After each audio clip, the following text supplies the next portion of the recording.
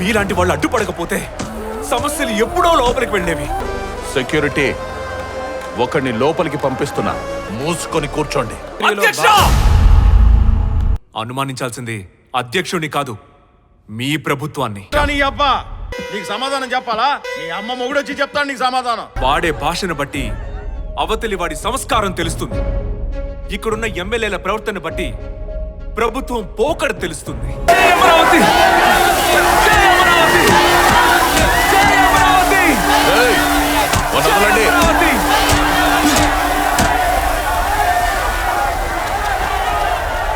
ఏరా, దూసుకొని ముందుకొస్తున్నావు? నువ్వు లీడర్వా? కాదు, వీళ్లలో ఒకణ్ణి.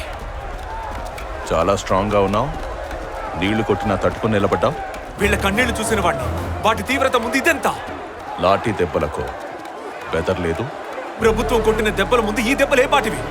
ప్రజలకి దూరం అయిపోయిన ఆశల కోసం పోరాడుతున్న వాడిని.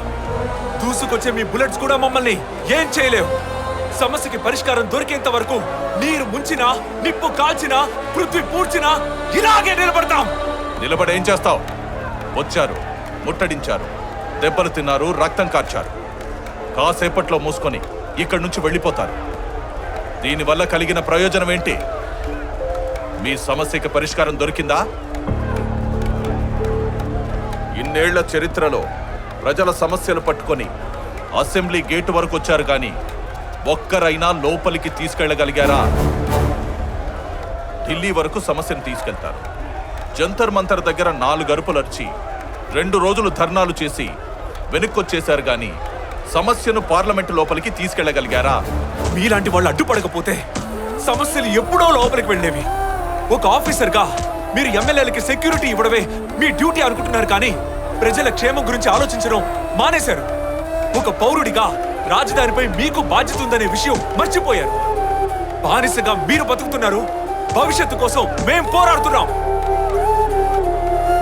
నీ బాధ్యతనే తూట నాకెక్కడో తగిలింది. నేను రైతు బిడ్డననే విషయాన్ని గుర్తు చేసింది. ఎప్పటినుంచో నాకు ఈ సమస్య లోపలికెళ్లడం చూడాలనుంది. నిన్ను వదిలేస్తాను. లోపలికి వెళ్ళు. నువ్వు అడిగే ప్రశ్నలు ఎంతవరకు ప్రతిధ్వనిస్తాయో, ఎంత బలంగా వినపడతాయో నేను చూస్తాను. సెక్యూరిటీ, ఒకరిని లోపలికి పంపిస్తున్నా, వదిలేసి మూసుకొని కూర్చోండి. అధ్యక్ష, 3 రాజధానుల ప్రక్రియ ముందుకు తీసుకువెళ్ళడానికి మా ప్రభుత్వం శతవిధాల ప్రయత్నం చేస్తూనే ఉంది అధ్యక్ష. ఆ ప్రక్రియలో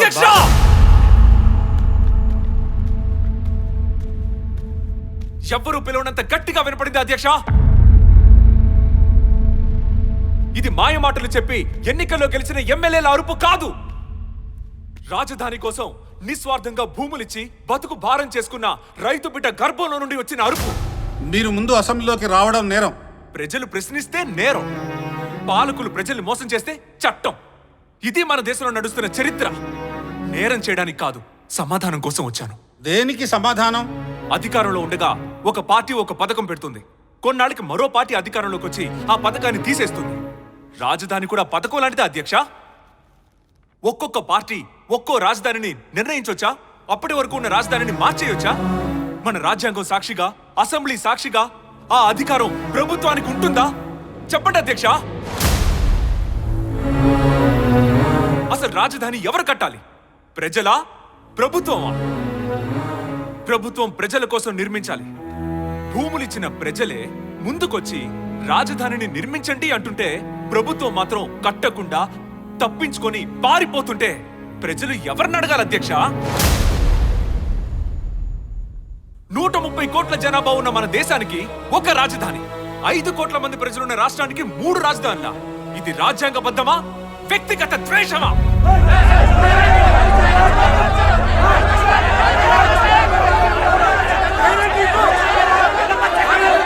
అధ్యక్ష, ప్రజలందరూ లైవ్ లో చూస్తున్నారు. ప్రజల్లో ఒకటిగా నన్ను మాట్లాడివ్వండి అధ్యక్ష. ప్లీజ్ ప్లీజ్ కూర్చోండి. అసెంబ్లీ సాక్షిగా అమరావతి రాజధానిని మద్దతు ప్రకటించిన ఈ ముఖ్యమంత్రి ఇప్పుడు మాట మారిస్తే పాత రికార్డులు ఎందుకు బయటకు తీయట్లేదు? అసెంబ్లీలో అమర్యాదకర పదాల్ని రికార్డ్ నుంచి తొలగిస్తారని తెలుసు. ప్రజలకి ప్రజాప్రతినిధులు ఇచ్చిన వాగ్దానాలు కూడా రికార్డ్ నుంచి తొలగిస్తారా అధ్యక్ష? తొలగించరు.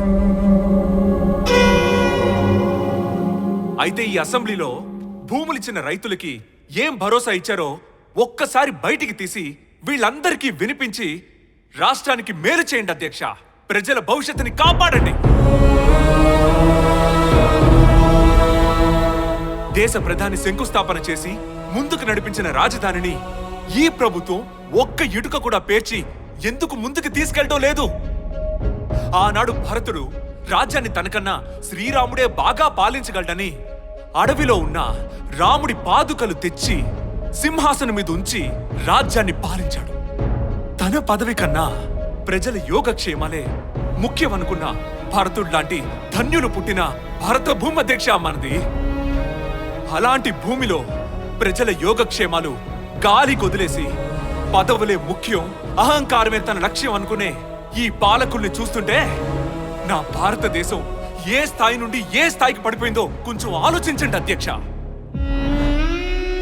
ఇప్పటికే మన రాష్ట్రంలో చాలా మంది రాజధాని లేక, కావలసిన వనరులు లేక వేరే రాష్ట్రాలకి బతకడానికి వలస వెళ్ళిపోతున్నారు.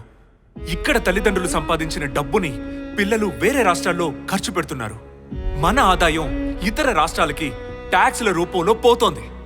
ప్రజల సంఖ్యని, ఆదాయాన్ని రెండింటినీ మన రాష్ట్రం కోల్పోతోంది. దయచేసి మన ప్రజలు మన రాష్ట్రంలోనే ఉండాలంటే రాజధానిని అభివృద్ధి చేయండి అధ్యక్ష. అధ్యక్ష, ఒక కామన్ మెన్ ని ఇంతసేపు మాట్లాడిస్తే మిమ్మల్ని అనుమానించాల్సి వస్తోంది. అనుమానించాల్సింది అధ్యక్షుడిని కాదు, మీ ప్రభుత్వాన్ని.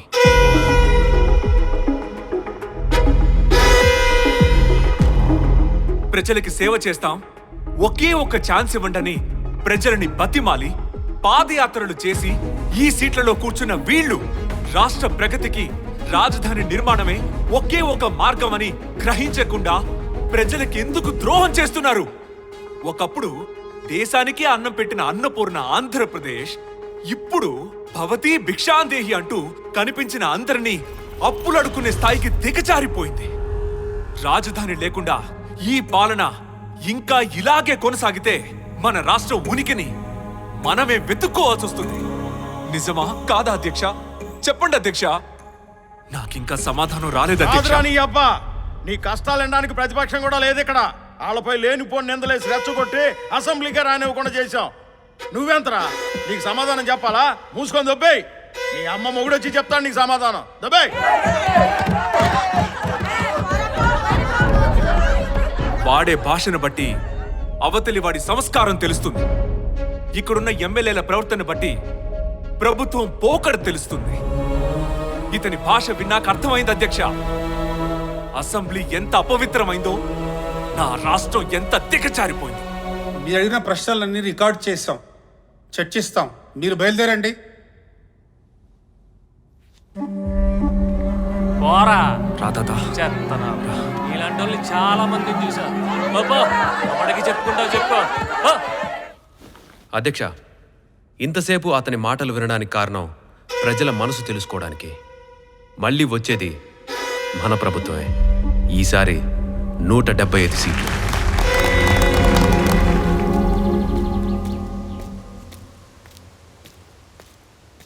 లోపల ఏమన్నారు బాబు? మన సమస్యలన్నీ చెప్పావా? మనం అనుకున్నదంతా మాట్లాడాను. మరి ఏ టీవీలో నువ్వు కనపడలేదు, వినపడలేదంటయ్యా? కనపడలేదా? నువ్వు అధ్యక్ష అని అరవగానే లైవ్ కట్ చేశారు.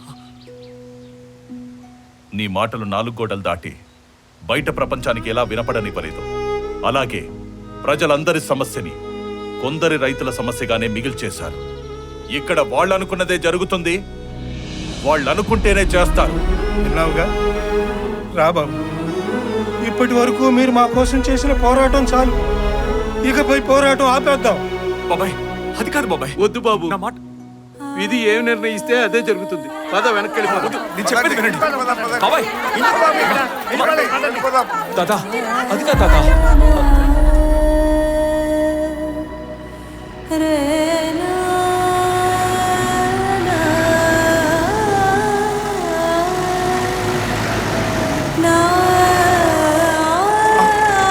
బాబు, బాబాయ్ బాబు తాత తాత ఏమైంది ఏమైంది తాత బాబాయ్ కృష్ణ బాబాయ్ ఏమైంది బాబాయ్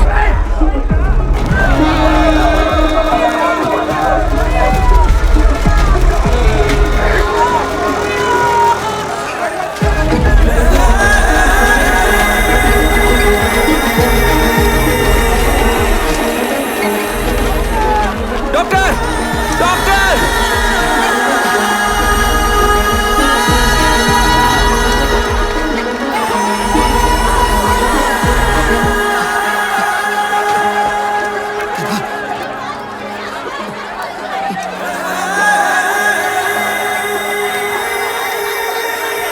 డాక్టర్ చూడండి డాక్టర్ ఏమైందో చూడండి డాక్టర్ అన్నా అన్నా డాక్టర్ ప్లీజ్ కాపాడండి డాక్టర్ ఎవరికేం కాకూడదు త్వరగా త్వరగా బాబాయ్ బాబాయ్ మీకేం కాదు భయపడకండి డాక్టర్ డాక్టర్ రండి డాక్టర్ చూడండి బాబాయ్ ఏం కాదు బాబాయ్ నీకేం కాదు భీమ్ సేవ్ చేయడానికి మ్యాక్సిమం ట్రై చేసాం but we are extremely sorry.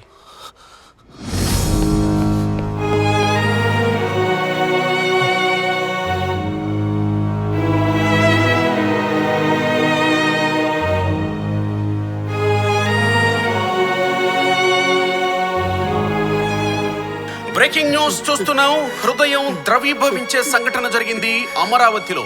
Assembly ముట్టడి నుంచి తిరిగి వెళ్లే క్రమంలో 70 మంది రైతులు మృత్యువాత పడ్డారు. దీనికి కారణం ఒక మెస్సులో తిన్న విషాహారం అంటున్నారు. అయితే తప్పు జరిగింది తమ వల్లే అని ఆ మెస్ యజమాని పోలీస్ స్టేషన్ లో లొంగిపోయాడు. వచ్చిన పోస్ట్ మార్టం రిపోర్ట్ లో కూడా రైతుల మరణానికి విషాహారం తినడమే కారణమని నిర్ధారించబడింది. దీంతో రాష్ట్రం ఒక్కసారిగా గొల్లుమంటోంది.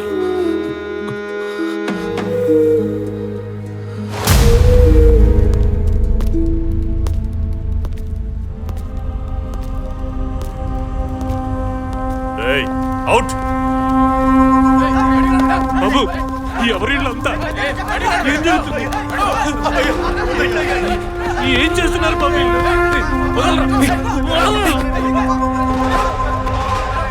చూసావా ప్రభుత్వం మా చేతిలో ఉంటే వార్తలేంట్రా పోస్ట్ మార్టం రిపోర్ట్ ని చేంజ్ చేయొచ్చు రాజధానిని కూడా మార్చొచ్చు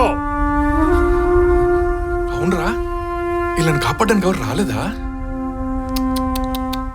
అయ్యో పాపం రా అవును మీరు అమరావతి నిర్మాణం కోసం ఏమో తీసుకొచ్చారు కదా ఏంటి రవి పవిత్ర జలాలు కులం రంగుతో వాటిని అపవిత్రం చేశాం ఈ యజ్ఞాలు హోమాలు మంత్రఘోష వేదఘోష ఏటేటో చేశారా బాబు మీరు అసలు అవన్నీ ఏమయ్యారా రాజకీయం ముందు సమాధైపోయాయి అమరావతికి పేరు మార్చాం భ్రమరావతి మీ పచ్చని పొలాల్ని బీడు పట్టించి మరో 2 ప్రాంతాల్లో రియల్ ఎస్టేట్ వ్యాపారం మొదలు పెట్టాం రే మీ ఆశలు ఎడారిలో ఓఎస్ఎస్ లాంటివిరా ఎడారిలో నీళ్ళు కనిపించినట్టు అక్కడెక్కడో న్యాయం కనిపిస్తుంది ఓ పరిగెత్తుకెళ్ళి చూసాం అనుకో అక్కడ ఏమీ ఉండదు అదిరా మీ పరిస్థితి రేయ్ పట్టుకురండ్రా మర్యాద చేద్దాం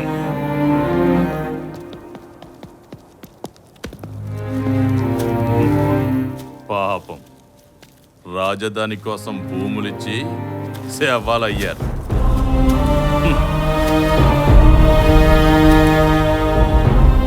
ఈ దండేంట్రా ఎక్స్ట్రా ఉంది ఓ నువ్వు కూడా రాజధాని అంటూ వీళ్ళ కోసం పోరాడుతున్నావుగా ఎప్పుడు అర్థాంతరంగా పోతావో తెలీదు అప్పుడు నేను ఎక్కడుంటానో నీ శవం దగ్గరికి రాగలనో లేనో ఎందుకైనా మంచిది ముందే వేసేస్తా